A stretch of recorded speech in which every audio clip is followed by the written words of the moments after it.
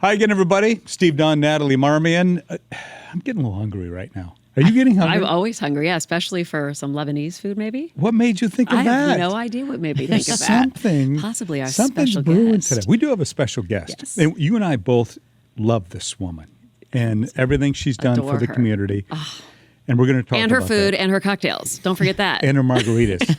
Those margaritas seriously might be the best. I'm not a huge margarita drinker, but if you're going to have one there. This is fruit punch. All right, we'll bring her in a minute. Yeah, you're going to want to hear everything she does. I want to hear everything you did. Oh, how far All right, back Natali went to, what's it called? Stagecoach. Stagecoach, where you spend 3 days just really doing... Singing and dancing. And?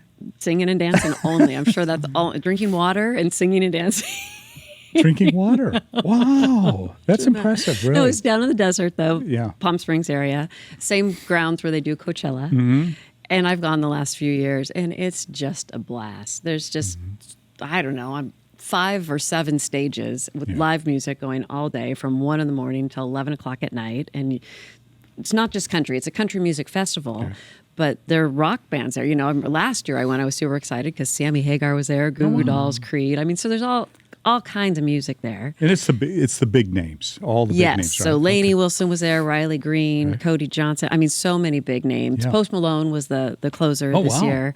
I love Post Malone. Darius Rucker and Flavor Flav came out. This was funny. Flav? It was so funny, Steve. And all generations, right? I mean, from kids to young at hearts, right? All ages, all generations are there. And at one point, we ran over to see Darius Rucker, and this boy looks at me because he had just brought somebody out, and this boy says, "Who is that?"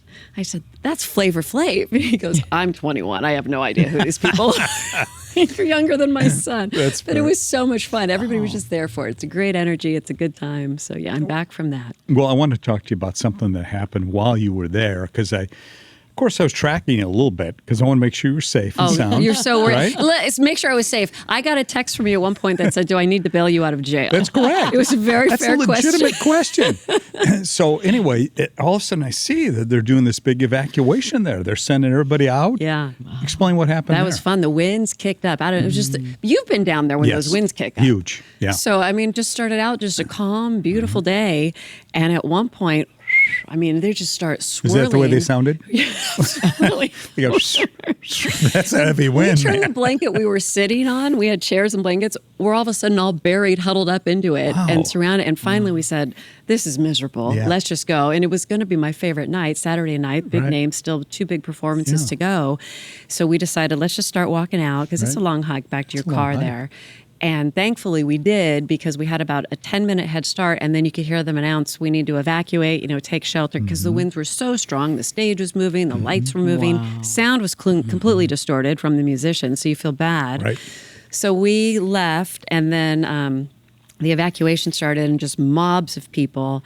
I think nobody got hurt, right? So that's the good news. And I guess they did start things back up again. Lainey Wilson did still perform about an hour and a half late. And then the next day it would die down, and it was another beautiful day. That's the way it happens there. And I found, these things happen, and you just have to be up for the adventure. It's an adventure, all right. It was an adventure. My brother and I, as you know, we were there in February. Yeah. In Palm Desert as well. It was the worst windstorm I've ever seen in my life. Yeah. But it lasted 3 days. Right. There are trees down everywhere. It was frightening at times how strong that wind can get. So just imagine being at a concert. Outside. In it. And you've got a 2-mile walk to get to your car. We also had tequila, though, so, You had what? That kind of helped us walk to the car. Was that with the water? With the water, absolutely. The ranch water. With the water. Hey, how long have you been retired now? How's it going for you? I'm not retired. See, well, you don't go to a 9 to 5 Monday through Friday anymore. People don't get to invite you into their homes every day But they anymore. invite me every day. You just go knock on different If they've got food, I'm going. Let me just tell you that much right now. This whole thing about retirement, it's a mindset you have to embrace. Yeah. And I've never really embraced it. I just knew I needed to get out of TV news, much like you, and try something else. And so here we are. So I don't think. What is this, Steve? What are we I'm just not happening? really sure.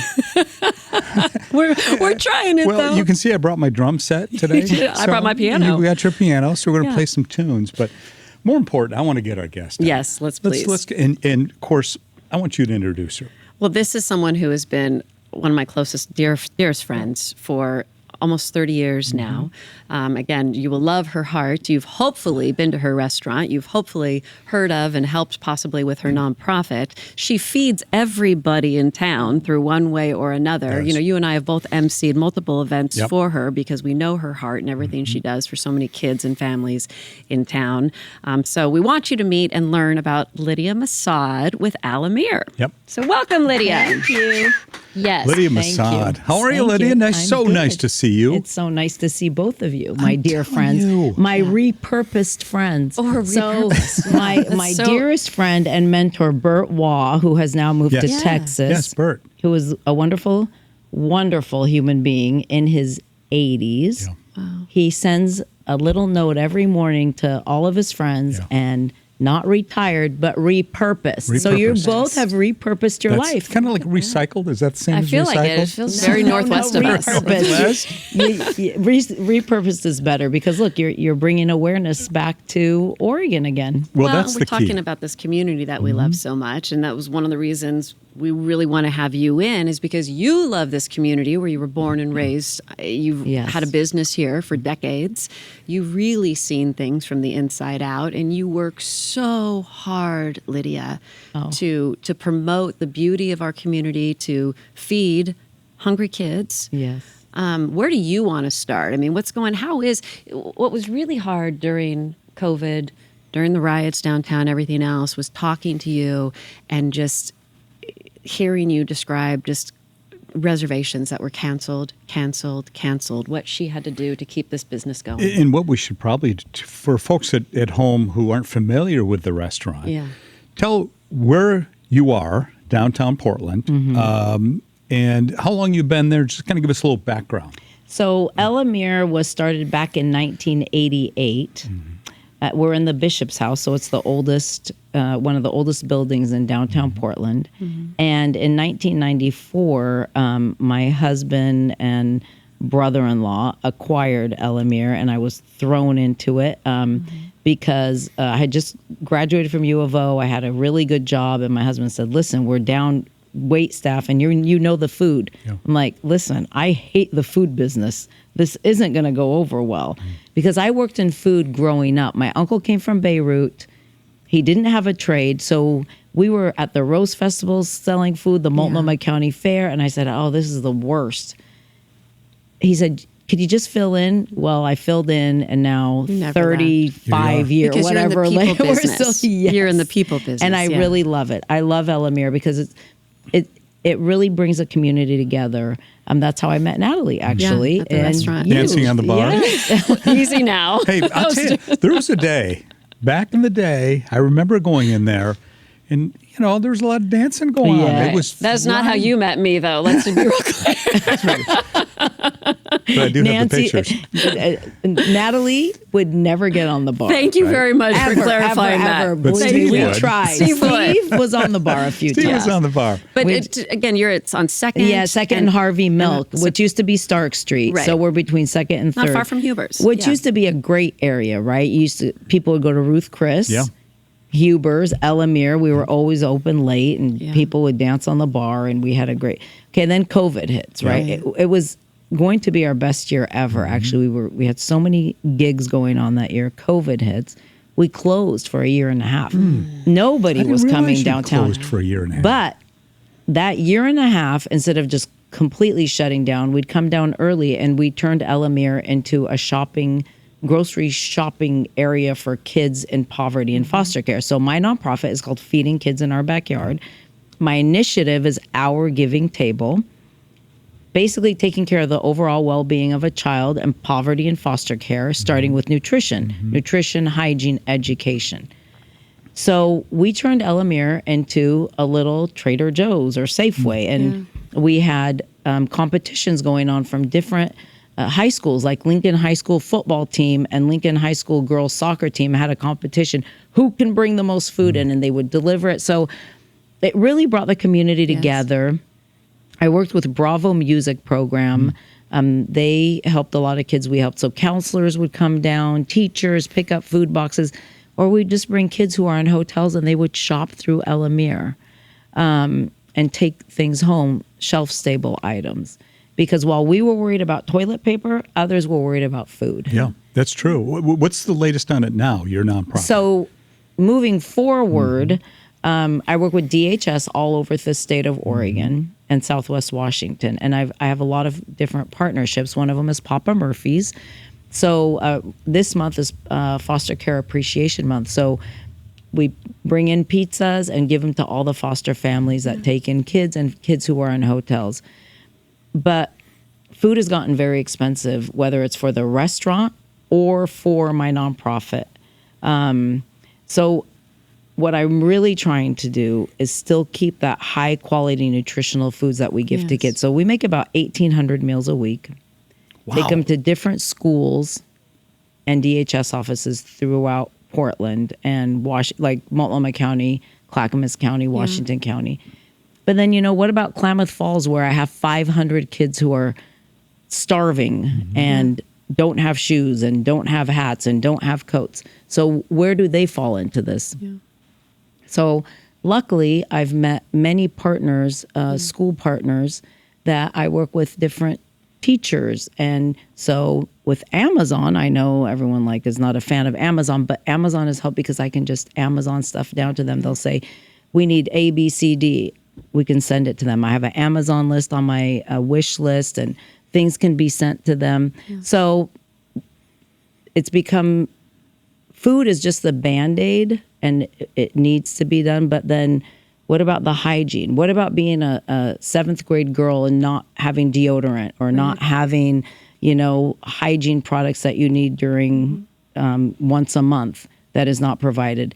So I do hygiene drives. I have different organizations that'll do a hygiene drive, so we can get it to those kids that can't buy shampoo, they can't buy hairspray, they can't buy a hairbrush. I have great dental offices that I work with that contribute lots of toothpaste and toothbrushes.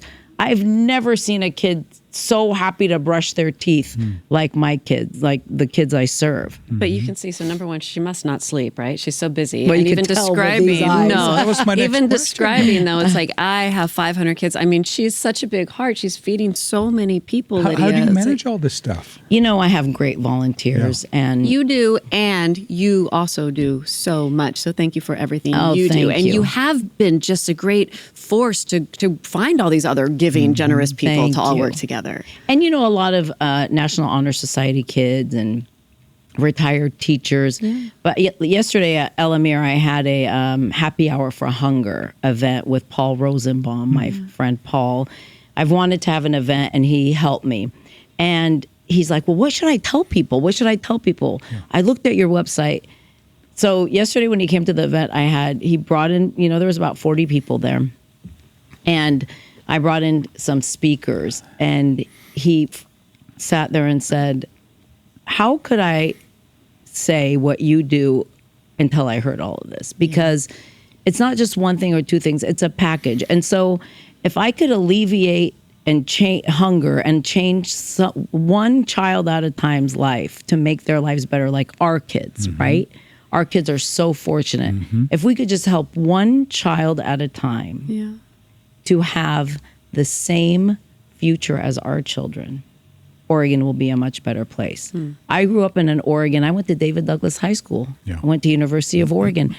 We didn't have these problems at David Douglas. Yes, we had children and youth that needed help, but not like today. There's such a disconnect today. Like, people are selfish. And I don't know if it's because of our phones.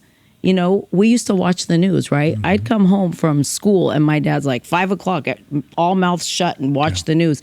Now it's selective. People have become selective on what they want to hear, what they want to watch, what they're informed about. I'll use my son. My son loves basketball. So is he listening to what's going on around the world? No, he's watching basketball and what's the next game and who the stats on that. But you could ask him, hey, Rudy, how many kids are hungry? And he's like, I don't know. My mom feeds a bunch of kids. Well, what's the statistic? Awareness is not there anymore because people choose to listen to what they want, and they choose to live in their own world. We were not looking at our neighbors. We're not saying, who lives across the street? I bet you could ask 30 people, who lives across the street from you? And they're like, I don't know anymore. Yeah. But you think about people are just so unaware that at one point, Lydia shared with me, if you still know those numbers, she was really trying to get a house to help different kids because the overflow, there's not enough homes for the foster kids. And you've mentioned it a couple times now, the overflow of children who are alone in hotel rooms for a place to sleep because there's nowhere for them. Right. But all the red tape in that, we couldn't even find you a house to have a safe house for these kids to spend the night. So much red tape. They were saying it's an orphanage instead of like a community living. We don't give kids the chance here. It's these rules and regulations were built in the 50s and 60s and 70s, and they're still in place. And in order to like break that cycle of like, this is what we want to do and this is how we can do it, they just no. Oh, it's the implementation is not there yet, and they haven't seen it. So instead of trying to open up those doors, they're like, no, that's just not going to work. You have somebody who's trying to provide safe housing, and it has been abused in the past, right? So we get why certain regulations are in place 100%. And at the same time, it just can't be a blanket no. Let's talk to somebody who has a better idea of a way to do it, to provide safe housing for kids who have nothing, nowhere to go. And this is why we have these discussions, too. Because like you said, there's so many folks who are into their own lives, and they know there are people that need help, but they figure someone's out there helping them. Someone's doing it. It's important we bring people on like you and explain what you're doing. Someone is doing it. The folks at home who would want to get involved with your project, your nonprofit, what do they do? Go to ourgivingtable.com. Ourgivingtable.com. And just send me an email or call me. My phone number's on there. I love when people call because I get the call much faster, or text me. And just really pay attention to your surroundings and the people in your area and where you live. It doesn't matter where you live in Oregon or Southwest Washington. There is somebody in your neighborhood or in your schools that need help. If it's Lake Oswego, Beaverton, Tigard, Klamath Falls, the coast. I work with a lot of DHS offices on the coast. They need help too. Our entire state is drowning kids. Lack of education, right? We're 48th in the country. So if kids who are bright we're still 48th in the country, imagine kids who don't have the academic stability as other children. What is happening to them? Yeah. They will graduate, be pushed through the high schools if they make it through high school, but they will not know how to read and write properly. Yes, everybody relies on their phone, but sooner or later, you have to have the basic math skills. You have to have the basic reading and writing skills, or you're not going to get anywhere. So we are doing an injustice by not helping the future generation, because the majority is going to be uneducated. And that's a fact. We're going to take a quick break. When we come back, I want to talk about your thoughts about the city of Portland.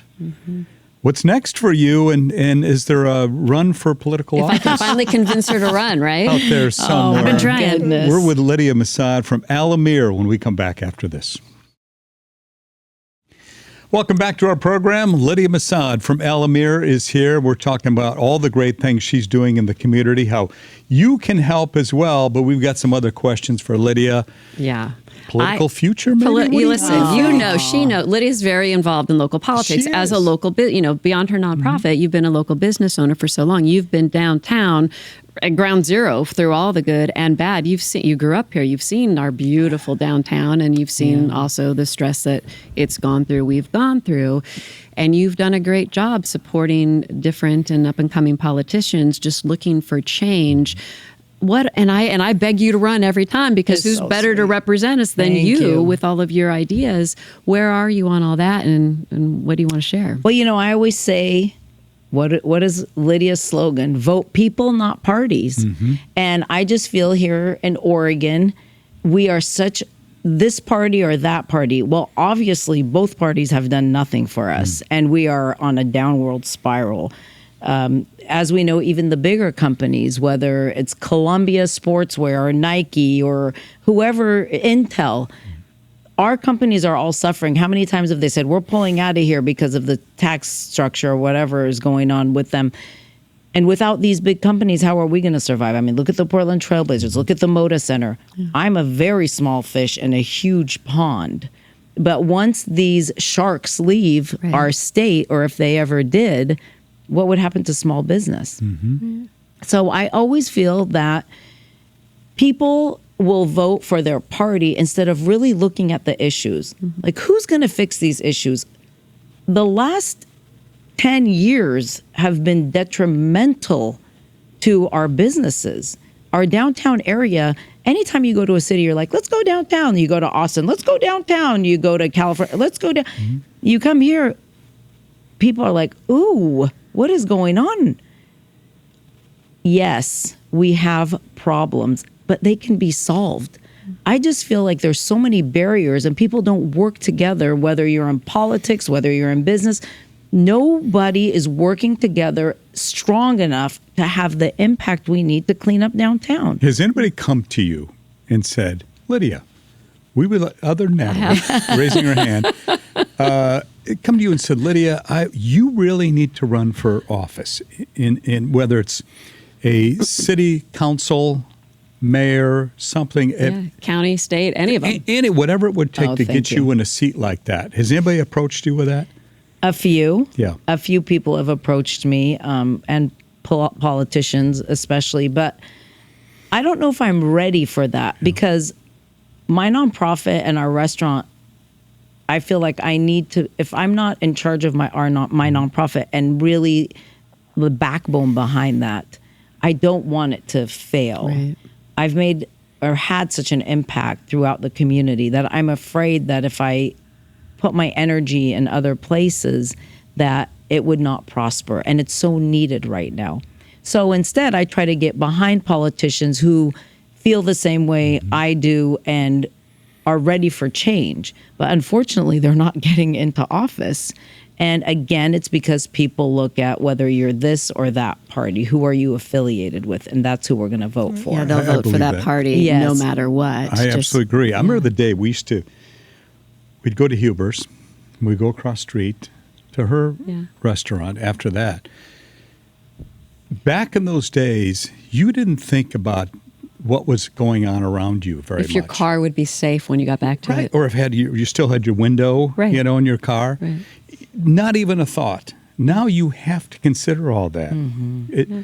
Where would you say things are now when it comes to where your restaurant sits and what goes on around you? Oh, it's very, very discouraging. When Ruth Chris was there and Huber's and us, it was such a beautiful area. But unfortunately, the landowners in different parts of Portland, especially downtown, are not putting the money they need to put in to make their buildings look beautified. And so what does that bring with it? I see drug dealers all day long up and down our street, especially in our area. I've been approached before. I'm like, do I look like I buy drugs? Really? You're approaching me? Get away. It's sad because I have a lot of friends that are police officers. And I'll say, this guy, they're like, oh, we know. So their hands are tied. Everybody blames everybody else. But in all honesty, I believe if we would just let the police have more say-so. Yes, there are these community partners that walk the street and, you call Clean and Safe and say, I have a guy on my door.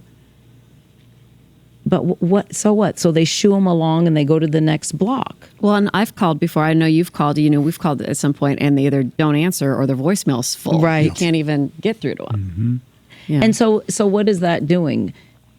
They come and they'll say, you have to move. They'll move, but then they're right back. And they, their poor animals are barking. Mm-hmm. I don't know if they're well taken care of. Right. So it's very much a problem that nobody is solving. And it's gotten better, I have to say. From COVID till now, I've seen that it has gotten better. The plywood's off the windows, so there's... For some places, right? But we had an 85-year-old woman's birthday party at the restaurant a month ago. They've come to El-Amir for over 30 years.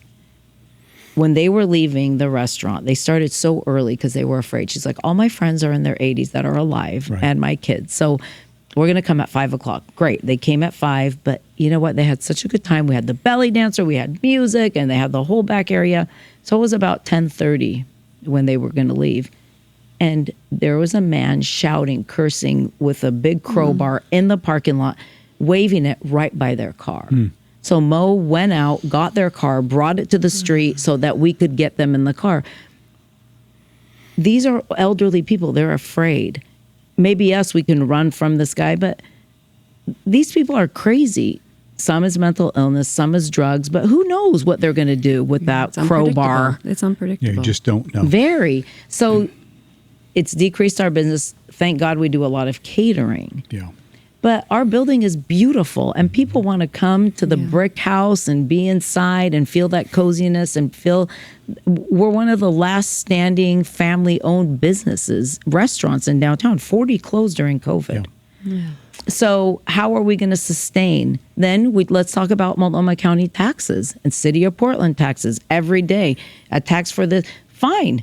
I am so happy to pay my taxes if I see relief, if I see my streets are fixed, if I see that our schools are great, if they have programs for kids who are in poverty, if kids who need education. Wonderful. I'm happy to pay every single tax, but we're not seeing any benefits. Where's the money going? Yeah, second highest tax rate in the country in Multnomah County. You're seeing nothing from that. A lot of business owners say that as well. Another thing, too, is that just the reputation that the city has taken such a hit in that area that it's, even when it does hit rock bottom, and I'm not sure it has yet, how long does it take before people feel as though they can really go back downtown, day or night, and feel comfortable and feel safe? And that hurts everybody. Don't you notice that when you travel a lot, though, too? People ask where you're from, and you say Portland, and they go, oh. Well, when I was in Palm Desert, a guy said, where are you from? I said, Portland. He said, oh, I'm sorry.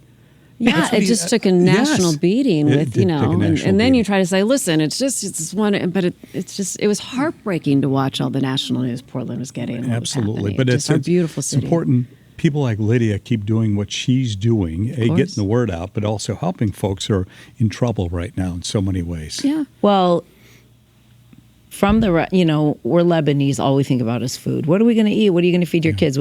So to have a restaurant and then not utilize what we have to help others is wrong, right? So I found, Natali and I sat on the Dornbecker board together for many years. I've done Make-A-Wish Foundation. I've done St. Jude, and I still continue to help as much. Toys, everything. That we work together to better the lives of children and elderly. We did Meals on Wheels with my kids for a long time. But hunger, I have a restaurant. We have food. There's excess everywhere. Let's feed these kids. Yeah. Let's show them that they're better than that you deserve a good meal. When kids graduate, I have a young man that's graduating this next month, no family. Where do you want to go eat? You pick any restaurant. I have people that say, why would you take him to Morton's, or why would you take him to Ruth Chris? I said, why wouldn't you? Would you take your kids there? Yeah, but that's different. Why is it different? Yeah. Why are you setting a standard for these people, these youth that got dealt this hand? They didn't choose to be with the in this situation, right? Kids don't choose. We make choices for our kids, but who makes choices for these kids? So why shouldn't they strive for better? Why shouldn't they get the better? Why shouldn't they get the outfit that they want? Why shouldn't they be able to choose the color of shoes they want? We don't give them choices. So guess what? They grow up not knowing how to make any decisions.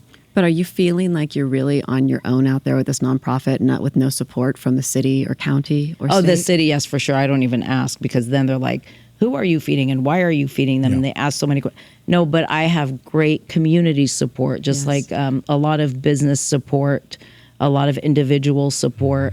But yeah, no, because I feed everybody. Any child that needs a meal, any youth, any foster kid that's aging out that needs items, I'm there to give them food and support. Yeah. But when there's too much red tape, like what color are they or what's their religion, I don't care. They're hungry. Even families, there's a lot of families. single moms. Yeah. We all know everything's really, really expensive. It's hard to put a meal on the table sometimes when you're only making $20 an hour and you have to pay all the utilities and everything else. So if there's families that need a meal, I will find ways to get them food. See, there shouldn't be a lot of red tape when it comes to feeding people. No, I mean, in your wildest dreams, Truly. what could happen next, right? What could happen to make this whole process easier and, get our city cleaned up, make it easier to feed people? What are some things that you would love to see happen? I would love to see more people come together and the impact be stronger and faster. What happens now with this whole city council and people are voting and people are against each other, I just don't feel like people work on the same wavelength anymore. It's the three of us, we could work together. This is our path. This is how we're going to get there. Let's execute. And how are we going to make it better? But instead, people are like, oh, Natali, I don't like what you're saying. Steve, I don't believe you. You have to take my ideas. Yep. So it's always one or two against two or three. And so it's just this continual hurdle. Let's put our hands together and say, this is how we're going to do it. This is a timeline. Let's get it done. Get it done. But instead, people are in office for 4 years and we're still in the same stagnant place. I'm telling you, man. Think about this, all right? Mayor Massaad. Governor Massaad. I'm taking one step at a time here. We've got to start somewhere, I guess. Give her a goodness. chance.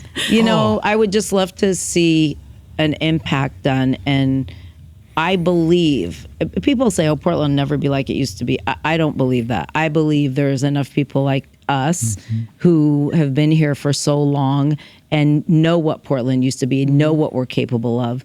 But instead of just band-aiding situations, we need to work together to have an impact. I live right by the Springwater Trail. I live on the top of Mount Scott. I mean, I used to ride my bike. My cousins, we would ride our bike down to Oaks Park. Who's riding your bike? Who's gone Springwater Trail right now? Who's riding their bike to Oaks? Make Portland safe again. Find situations. Yes, we have housing, but find situations for these people to be off the street one way or another, so we can get our kids back on the trails, so we can get our parks safe again, so our schools will be better. We're using our money to help people who might not really want to be helped, instead of trying to help our youth who are growing and need to be helped, need food, need education to make our city better. And this isn't controversial. This is common ground here. We all want the best for our city and our kids and people who need help, but yet it doesn't happen. No, it doesn't. Well, thank goodness for Lydia for jumping into the battle like this and taking this on. Yes. And for a lot of folks, it's probably, they think, oh, it's going to be time consuming. I've got this going on. She's got a lot of stuff going on too. Right. And she's still jumping into this fight. So we appreciate Lydia for being here today, and I cannot wait to have another Lebanese margarita. Right? You didn't ask her what her secret sauce is. Well, we're going to start serving these. Oh, let's do it. The podcast will get that much picture. We need a picture of this. Yes. Oh my gosh, Lydia! We were just talking before you came. Not switch gears, but about the new WNBA team. Yes, the Fire. Yes. You just went to a game. I just went to a game. It was so much fun. That's it was awesome. so exciting. And again, the energy of our community, right? To come together. It's like we used to go to all the Blazer games, but to have the WNBA here, I've never been to a WNBA game. So it was my first one, and the excitement, and our girl Trey Renee, was handling the event stuff and bringing all the energy to the arena. They won, confetti and tape coming down. Awesome. It was a lot of fun. I can't wait to go back. I bet that was impressive too. I think everybody really has jumped on that wagon. Yeah. Which is a really good thing. Have you been to a game yet, Lydia? No. You probably don't have time at this point. But she feeds a lot of the NBA teams that come through and their coaches and everything else. It's a popular spot. She feeds everybody. She feeds everybody. I mean, honestly. They're good paying customers, let's just say. They help pay for the kids who need help. So it works really well. That's really good. Before we let you go, just tell us how your family's doing. How everybody's doing. Everybody's doing great. Thank you. My daughter's applying to PA school now as we talk. And my son lives in Beirut and plays professional basketball. That's incredible. And he loves it there. Yeah, great kids. And it's so funny because everyone says other countries are unstable. And he always puts it into perspective for me and says, Mom, yes, here we have targeted areas because of a political situation, but a school's never been targeted. A hospital's never been targeted. People don't go into restaurants and start shooting at other people. So yes, the political situation might seem unstable, but people still are helping each other. That you see, yes, there is poverty, but whatever you make food here, you make for your neighbor. You help kids, you help adults, the elderly. So he just really loves it there. So I hope one day he comes back home, but for now he's in his stomping grounds and he's doing great. He'll come back see Mama. Well, you that's for now sure. are providing the vehicle, so all of us can help out, and you're giving us an opportunity to help. And I know you have great donors and volunteers, so thank you for all you do, for feeding us too. On top of it, and carving out some time for us today. Yeah. Honestly, because we know how busy you are. I appreciate it. Thank you, Lydia. Lydia Massaad from El-Amir. Stop in there sometime. Also, get a hold of her.